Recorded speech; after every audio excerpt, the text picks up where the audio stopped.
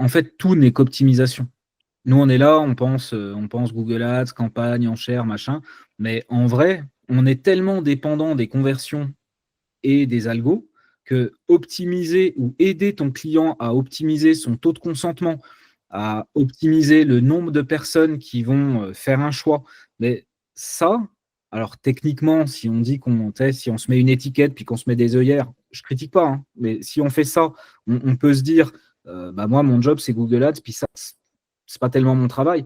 Mais en vérité, ça l'est. Ça l'est parce que nous, on est dépendant de ça et que si d'un seul coup, on récupère 20% de données, bah, tu fais un vachement meilleur boulot sur tes campagnes sans forcément que tu aies eu à les modifier davantage. C'est juste que ça enregistre plus de conversions et donc l'algo, il est mieux drivé et puis du coup, tu arrives à avoir plus de résultats.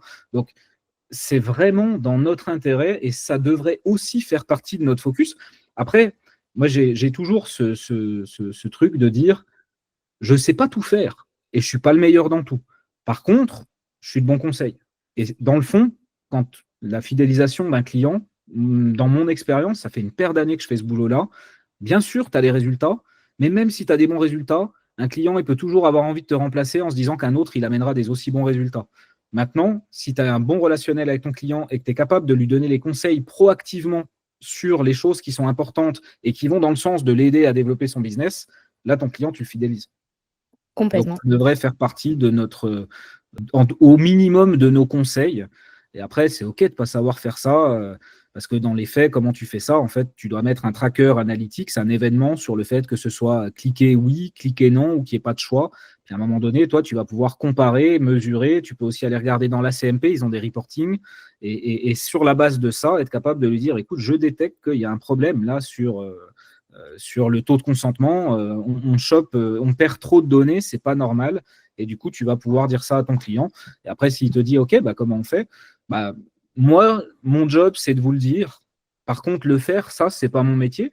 Mais par contre, je peux regarder dans mon réseau et voir si je trouve quelqu'un qui peut vous aider là-dessus. Tu vois, des fois, c'est aussi simple que ça. C'est vrai que parfois, on peut être gêné de dire à un client, bah, ça, je ne sais pas le faire. Si tu conseilles, tu as déjà fait la plupart de ton boulot, en vérité. Merci pour ce partage, c'est hyper intéressant.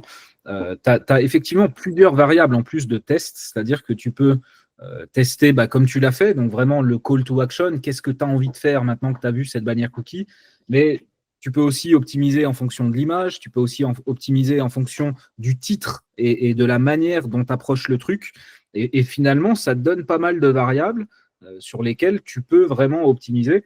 Et j'ai l'impression, enfin après, peut-être c'est que dans mon monde à moi d'ailleurs, hein, c'est peut-être que dans ma vision à moi, mais ça c'est un peu un parent pauvre finalement. J'ai l'impression que le nombre de gens qui va s'intéresser à ça, il n'est pas si énorme.